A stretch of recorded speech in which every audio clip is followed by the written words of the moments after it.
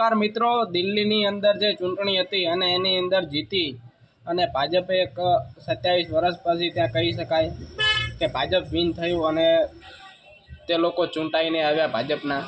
બરાબર। હવે આની અંદર મિત્રો હું વાત એવી કરવા આવ્યો છું કે જે આમ આદમી પાર્ટીના મુખ્ય કાર્યકર છે અરવિંદભાઈ કેજરીવાલ, હવે જે એમની કાર થઈ એના બદલ જે ભાજપના એક કાર્યકર દ્વારા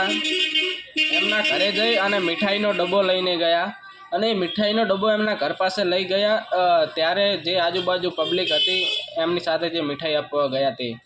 અને એની મિત્રો આજુબાજુ તમે જુઓ ને તો મિનિમમ 20 થી 25 ન્યૂઝ કેમેરામેનવાળા હતા। તો મિત્રો આના ઉપરથી એવું સાબિત થાય છે કે જે મણિપુરની અંદર એક આર્મીવાળાના વાઈફને જે લોકોએ રેપ કર્યો ને એ લોકોએ હજી સુધી બતાવ્યું નથી, અને મણિપુર નથી કોઈ દિવસ ગયા, નહીં કોઈ જાતનું મીડિયા પોઈન્ટ દ્વારા કવરેજ કરવામાં આવ્યું। મણિપુરની અંદર જેટલી ઘટના બની ત્યાં મિનિમમ 4-4, 5-5 કે 6-6 મહિના સુધી યુદ્ધ કર્ફ્યુ ચાલ્યા છે, ત્યાં લોકો સામે લડ્યા છે, એ લોકોએ બતાવ્યું નથી તો વડાપ્રધાન ત્યાં ગયા કે નહીં, બે શબ્દ નીકળ્યા। તો મિત્રો વિચાર કરો, ખાલી ભાજપના કાર્યકર મીઠાઈનો ડબ્બો લઈને અરવિંદભાઈ કેજરીવાલના ઘરે જાય છે, એમાં તો 25 જણા ગોઠવાઈ જાય છે ટીઆરપી પોઈન્ટ લેવા માટે, અને મણિપુરની હકીકત જ્યાં આશાઓ હતી તો એ લોકો ગયા નહીં મિત્રો, બરાબર। હવે આ કહી શકાય ભારતનું દુર્ભાગ્ય, અને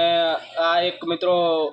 જે લોકો છે ને એ લોકો જેવું માગી રહ્યા છે ને એ લોકો એવી રીતે આપી જ રહ્યા છે। Thank you.